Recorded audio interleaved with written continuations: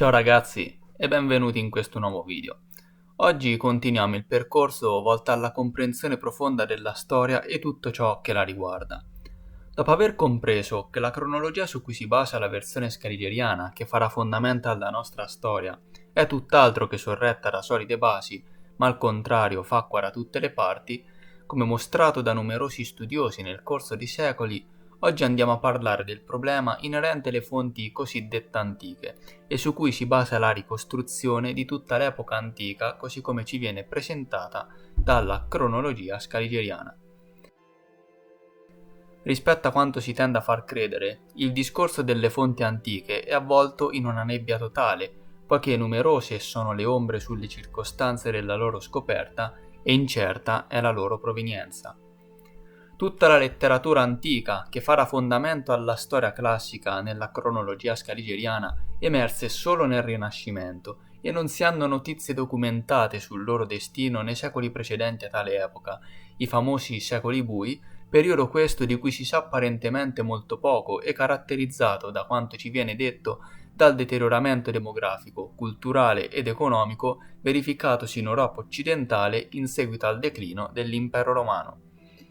La comparsa delle fonti antiche avveniva in circostanze mai chiarite e mai documentate, che non favorivano l'analisi critica della datazione delle scoperte e la loro diffusione veniva promossa sempre da vari umanisti che caratterizzarono la scena tardo medievale in tutta Europa.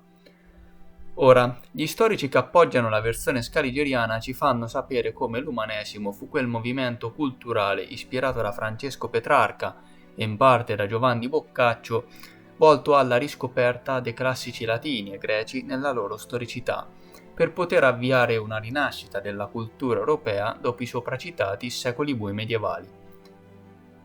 Peccato che già nel XIX secolo i famosi storici Oshart e Ross pubblicarono i risultati delle loro ricerche in cui dimostrarono che la storia antica di Cornelio Tacito apparteneva in realtà alla penna del famoso umanista Poggio Bracciolini. Si deve a lui la scoperta e la circolazione delle opere di Quintiliano, Valerio Flacco, Provo, di cui scoprì l'operetta nel 1417, e Cicerone, solo per citarne alcuni, e la circostanza dei loro ritrovamenti non venne mai chiarita. In realtà, su Cicerone c'è da dire anche quanto segue.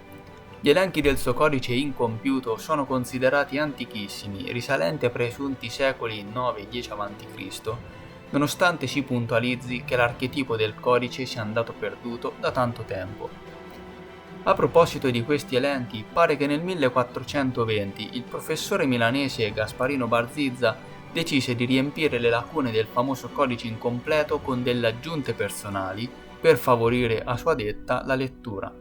Non fece in tempo però a concludere il suo lavoro che avvenne un miracolo.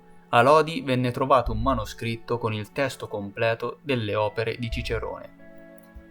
A questo punto, Barzizza ed i suoi discepoli si gettarono sul nuovo reperto, riuscirono a fatica a decifrare i suoi antichi caratteri e prepararono finalmente una copia leggibile, da cui vengono presi gli elenchi che costituiscono nel complesso il codice completo. Nel frattempo, il manoscritto venne abbandonato e rimandato a Lodi, per poi scomparire senza lasciare traccia. Non si può far meno di notare la coincidenza tra l'inizio dei lavori di Barzizza per completare il codice e il ritrovamento del manoscritto da cui poi arriverà il materiale per completarlo. Vi ricordate che abbiamo accennato nello scorso episodio di Eusebio di Cesarea, datato al IV secolo d.C., essere raffigurato con abiti rinascimentali in un contesto medievale in ben 2 quadri? Bene, lo stesso si può dire di Cicerone. Il famoso autore antico compare in 2 miniature insieme a degli interlocutori e tutti indossano abiti rinascimentali e il contesto che ci appare è chiaramente quello medievale. Evidentemente i miniaturisti del tardo Medioevo non avevano dubbi sul fatto che Cicerone fosse vissuto nella loro stessa epoca tra il XIII e XV secolo. Anche i frammenti del libro di Svetonio intitolato I personaggi famosi sono apparsi molto tardi grazie alla scoperta avvenuta in Germania, sempre da Poggio Bracciolini nel 1425. Solo nel 1497 fu scoperto il De Architectura di Vitruvio, in cui si riscontrarono, secondo Morozov, importanti conoscenze astronomiche. Si ritiene che Vitruvio, datato al I-II secolo a.C., conoscesse questi numeri meglio dell'astronomo Copernico. Un parallelismo che salta all'occhio è quello tra il Trattato di Vitruvio e l'opera del famoso architetto del 400 Leon Battista Alberti, autore del fondamentale trattato sulla teoria dell'architettura, simile se non uguale alla teoria di Vitruvio. Le due opere hanno molti in comune, cominciando dagli argomenti trattati che sono praticamente gli stessi, come l'architettura, la meccanica e l'ottica. Una caratteristica riscontrata nell'opera dell'Alberti è quella che la vede mantenere i toni antichi e si dice che Vitruvio fosse stato per lui un modello da imitare. In alcuni casi il testo coincide alla perfezione, come emerge dalle tavole sinottiche preparate dagli esperti, a tal punto da mostrare l'atmosfera ellenistico-romana in cui si formarono i pensieri dell'architetto rinascimentale. Da ciò emerge che il carattere antico del libro di Vitruvio si iscrive perfettamente in modo naturale nell'atmosfera medievale e l'ideologia del XV secolo d.C. Alberti era solito costruire gli edifici in stile antico, che rappresentava la normalità per quei tempi e non un'imitazione da riproporre. Guarda caso, il libro di Vitruvio venne scoperto solo nel 1497 d.C. Che dire poi di Euclide, Archimede e Apollonio? La situazione rimane la stessa, poiché i loro scritti emersero solo nel Medioevo e solo in quel momento si conobbero i loro risultati scientifici precedentemente ignorati in tutto il mondo. Lo storico della scienza Vygotsky affermò che non è mai pervenuto nessun antico manoscritto dei Principi di Euclide. Il manoscritto più antico è una copia che sembra risalga all'888. Esistono invece molti manoscritti risalenti al X-XIII secolo.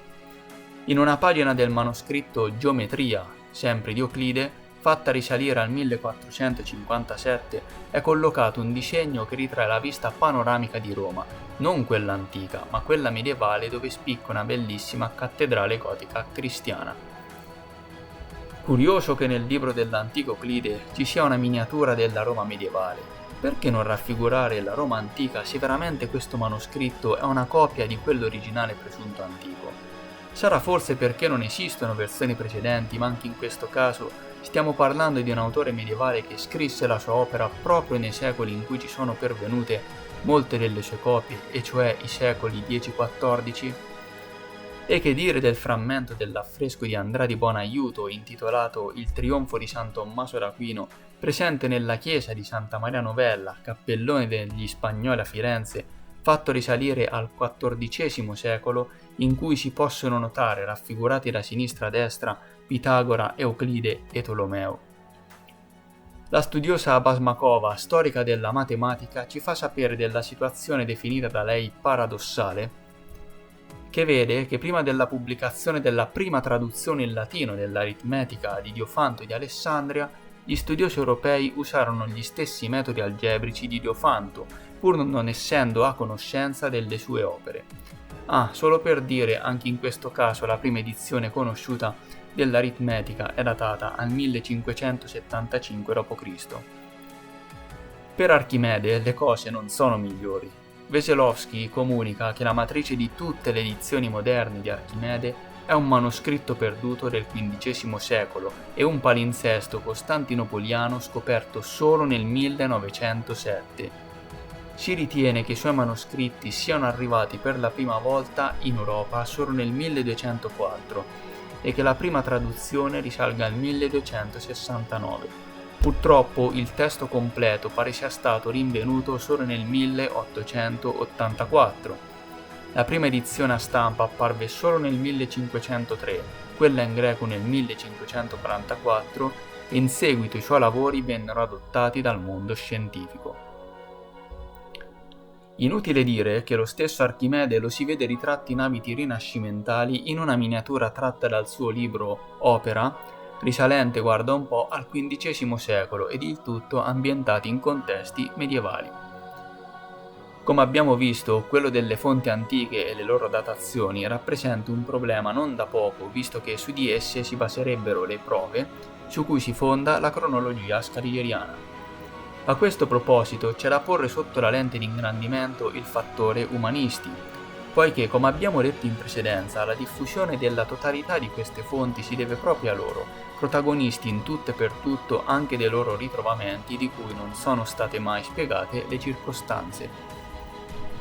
Nell'ambito storico si sa perfettamente che il Medioevo è stato l'epoca d'oro dei falsi epigrafici, delle cronache, le reliquie, le agiografie e si potrebbe continuare all'infinito.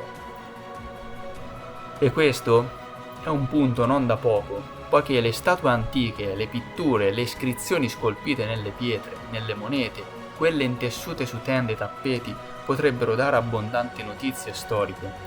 Le fonti epigrafiche di ogni genere possono restituire una testimonianza storica importante ed è su questi materiali che la versione scaligeriana si basa ed ha tratto forza fin dalla sua introduzione nel XVI secolo d.C.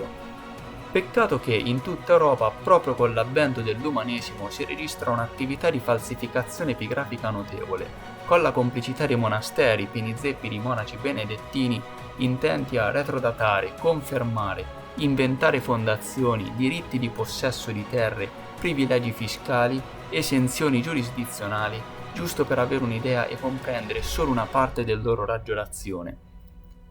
Se i frati nei loro monasteri, spesso su ordine delle figure locali e religiose politiche di spicco, contribuivano alla creazione di documenti volti a rappresentare una fonte storica certa e attendibile per giustificare la supremazia di una città a discapito dell'altra, a livello macroscopico furono fondamentali per la scrittura della storia che tutti noi oggi conosciamo, ovviamente con la supervisione degli amici Scaligero e Petavius.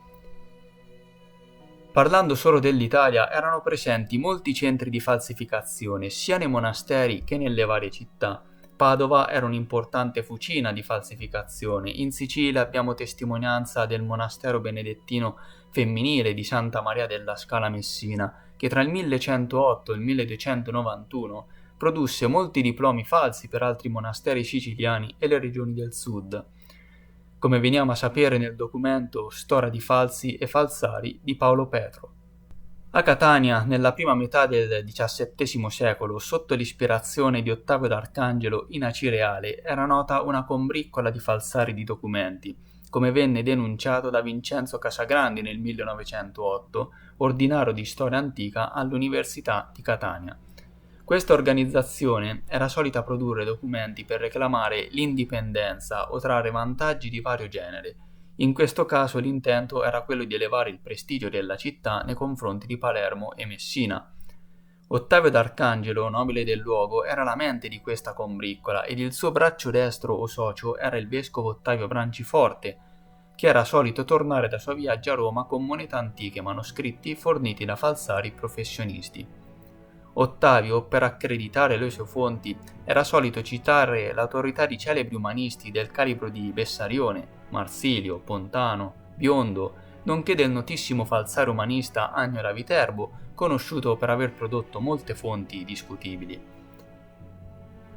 L'opera falsa più conosciuta di Ottavio è l'invenzione di un'epigrafe, precisamente di un frammento di un'iscrizione libica in latino piena di artificiosi monosillabi e numeri misteriosi con cui si prefissava di datare un'antica testimonianza della presunta vittoria catanese contro i libici, da lui datata niente meno che nel 2400 a.C., e questo per dare una robusta base documentaria alla superiorità di Catania rispetto a Palermo. Anche le epigrafi annoverate come fonti per la storia romana sono state soggette a falsificazione. In Sicilia si ebbe un'importante produzione di esse, e lo sa bene una nostra vecchia conoscenza citata nel video precedente, Theodor Mommsen, che diede un enorme contributo volto allo studio e catalogazione di falsi epigrafici presenti in tutta Europa, comprendenti l'area dell'Impero Romano. Il filologo epigrafista tedesco soggiornò in Sicilia nel 1845 per scopi culturali e compì una ricognizione sul campo delle epigrafi siciliane visionando personalmente centinaia di iscrizioni con la collaborazione di Antonio Salinas, numismatico e direttore del Museo di Palermo.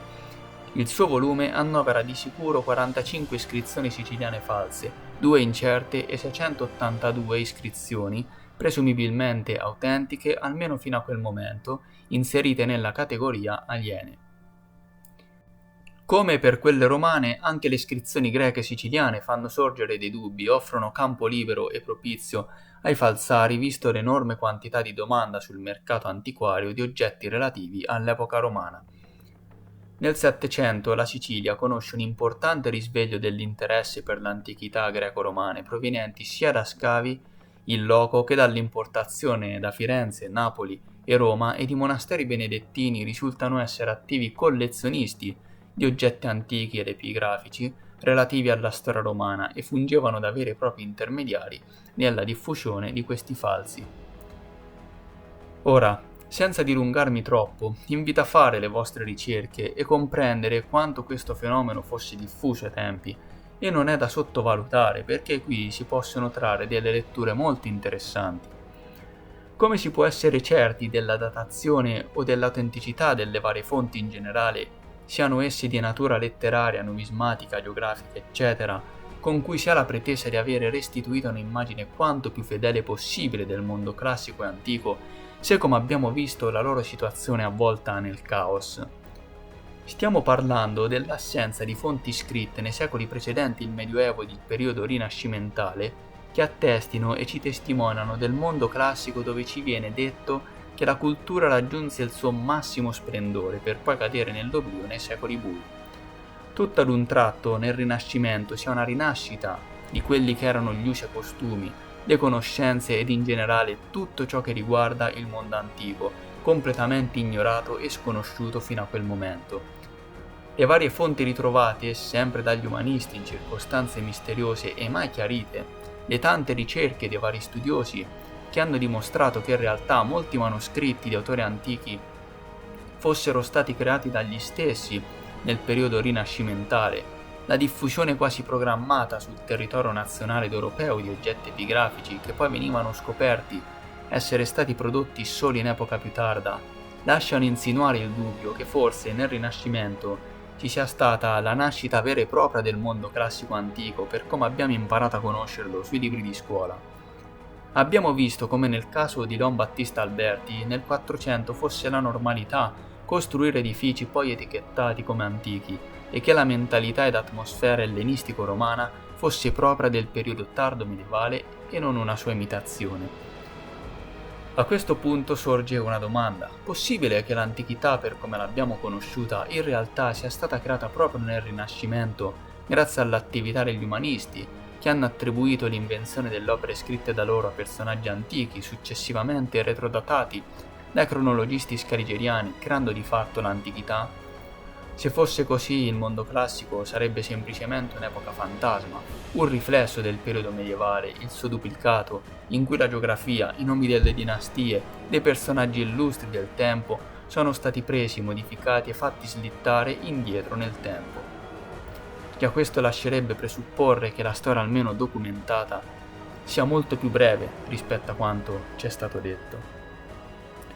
Bene ragazzi, per oggi è tutto, come al solito vi ringrazio, mi raccomando, se il video vi è piaciuto vi invito a lasciare un commento o un mi piace e ad iscrivervi alla pagina. Grazie ancora e ci vediamo alla prossima.